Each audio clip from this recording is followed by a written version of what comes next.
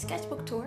I finished my sketchbook last night from when I filmed this and 2 days ago from when I'm recording this voiceover, because my original voice file just fell through, it died. So I'm recording over all the things that I filmed, which I think is better because the first video was so long. It was about an hour and a half of me babbling about everything.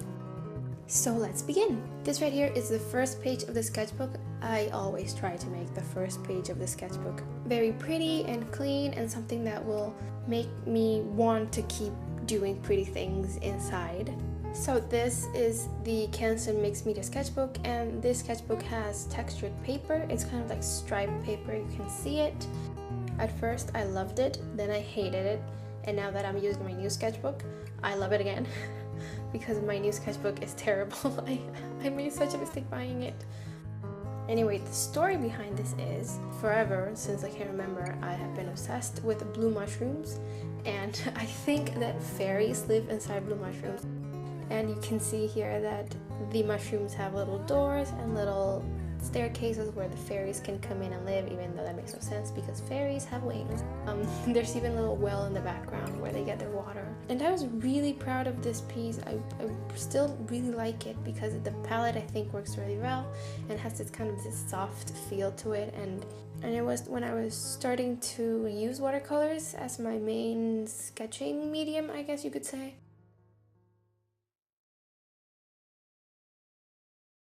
After I decided to use watercolors for the cover, I had this phase where all I used was acrylics, and that's what this page is done in. I was actually covering up a sketch that I didn't like, and I thought, well, acrylics is the best way to cover something that you don't like. It had been a while since I had used it, but I have been using acrylics for a really long time, so it was nice to just fall back into something that I already knew how to use.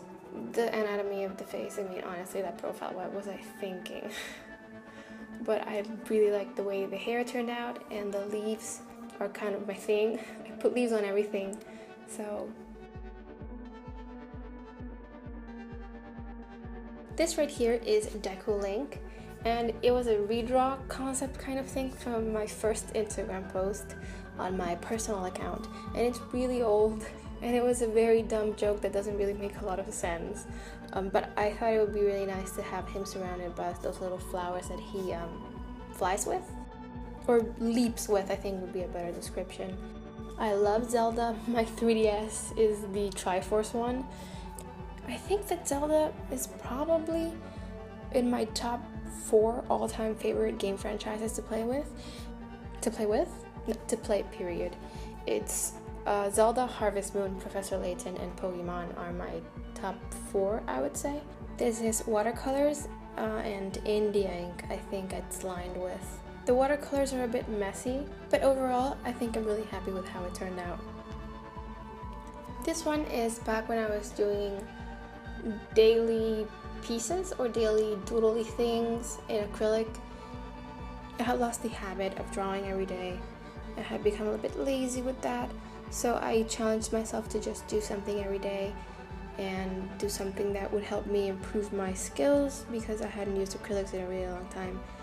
And this purple thingy came out, and I don't know what it is. I don't know if I was trying to do a snail or a fairy or whatever, but it reminds me so much of a dial in One Piece, you know, from when they went to Skypiea and they used the dials to power everything, like the motors and to cook and all that stuff, and it has kind of like this snail shape. It reminds me so much of that, but kind of a fairy ghost type dial thing. I love this palette, honestly. I love it so much. I love the shades of purple, and I think that I want to do something that has that kind of same palette, and that also involves wings or something with this kind of aesthetic, because I think it's really, really pretty. And I don't know, I think I'd like to develop it more into something less nonsensical.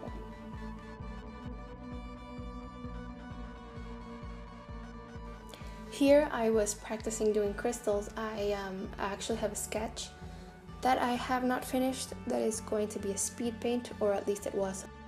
It involved having crystals in the background, and I thought to myself, well, that's a great idea, but I don't know how to paint or draw crystals in order for them to look like they're made out of ice, which was the idea. So I started trying to play with shading and to make it look like it was made from ice. I think I really got it on the bottom one in the corner. I love how that turned out.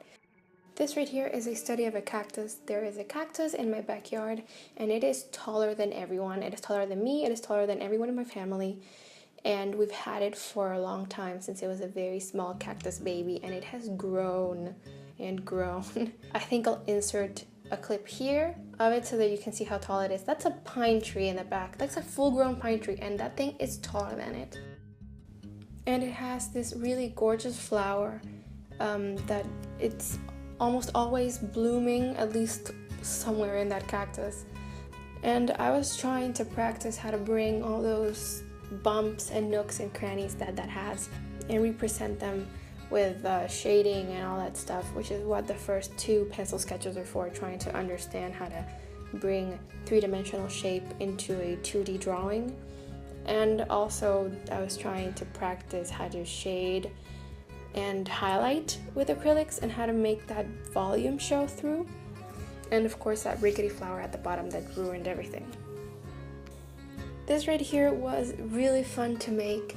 It was leftover acrylic from the previous painting, the cactus flower. And I used this calligraphy pen that I bought. It has a square nib, which is really helpful for calligraphy. But it also glides very smoothly on top of acrylics and stuff like that. And I mostly used it when I really just wanted to draw something really loose. So what I would do is just draw these flowers without lifting my hand from the paper. So I'd start at the bottom and just draw every single small petal and go back into the stem and all that stuff without lifting my hand from the paper until it was done. And what it does is create these really loose strokes, and it really helps as an exercise to loosen up your hand before you're doing something else. That's a really good exercise if you're drawing from life as well, like go to a park and start drawing the park or the people there without lifting your hand. This one right here is a bit of a change of pace. I don't go through sketchbooks in order. I jump around page to page. And these are Ace and Sao from One Piece. Ace is my favorite character, Sao is my second favorite character, and spoiler alert, if you don't want to know anything about this, cover your ears. But Ace died, he's dead now, and he is my ultimate favorite character in this show, which is very, very sad. And his death is just the worst. His death is the worst. The way he died is even worse than that somehow. And I love him so much. And a fun fact, I'm going to a con in October and I plan to cosplay as Sao. I have done nothing for that, nothing is prepared yet, but I will get on that. Last year I went to a con and I cosplayed as Sadness. I'll insert a picture somewhere so that you can see it. And it was my first time in cosplay at a con and it was a super positive experience.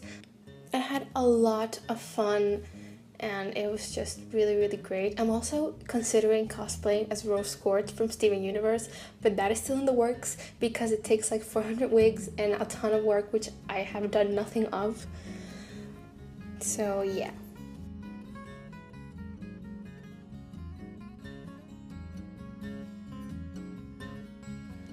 This bouquet of roses is also done in that whole don't lift your hand thing that I did before, also with the calligraphy pens, but this one is done with Ecoline, and the gorgeous granulation and the separation of the purple into the blue and the pink is literally just the ink. I did nothing. I absolutely did nothing, and the fabulous ink did that by itself, and that is gorgeous, which is why the thing that I said about testing your medium is I could have just assumed that that is a normal purple, that when I paint with it will be purple, but it's not. It will always separate into blue and pink. So if I want to do something that is completely purple and is very flat, I can't use that. So that's why it's important to use your medium a lot in sketches and by itself, so that you don't damage the pieces, or not damage them, but at least not have the result that you expected. This page right here is very unfortunate. Oh no, it's really bad. Well, the The first ace is fine, I think. The second one is not so much. These are both watercolor pencil and India ink. These two are also loose sketches with the calligraphy pens, and these are both ink. The top one is my cat sleeping because she usually sleeps on my desk, as you probably saw in the intro. That is my cat, she always sleeps there. I realized I never draw her, so I decided to draw her but make it really loose so that I wouldn't have to worry about, actual drawing an animal, which is kind of hard. And the bottom one is, I have no idea what it is, honestly. It's just, maybe I made a mistake and I tried to cover it up, and then it turned into this creepy drawing of this woman for whatever reason. Here we have a vampire girl, I think, and this is India ink for the hair and watercolor pencils for everything else. And I was trying to use the watercolor pencils to build up a lot of layers, and I don't know if it's just my watercolor pencils or in general, but it didn't really work that well. After a while, the paper just can't take it anymore, so, it's fine. The nose is a bit off, well, a lot off, but I love the shine in the hair though.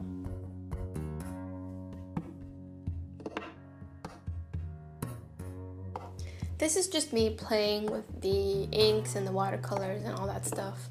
Just to get to know how everything blends and everything that I've already said. I think it's important to do that without having a picture to do, just to play with it so that you understand how it works and all that stuff. I was also trying to figure out what colors I wanted for my Galaxy Lady speed paint that I did.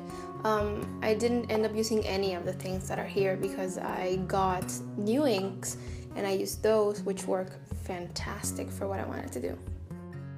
This right here is Chopper from One Piece. He was a speed paint. You can see that in the eye that's gonna pop up in the corner right about now. And he was with watercolor pencils and nothing else, just watercolor pencils. I love the gradient of his shirt.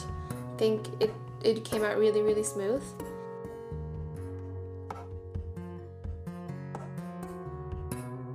This page right here, I think it's really important in the sketchbook because when I did it, I was just really loose. I didn't do any sketches beforehand, and I just painted directly with the brush and the ink, and it was just what I needed. I think I was becoming really stiff with what I was doing, and I was really unhappy with it.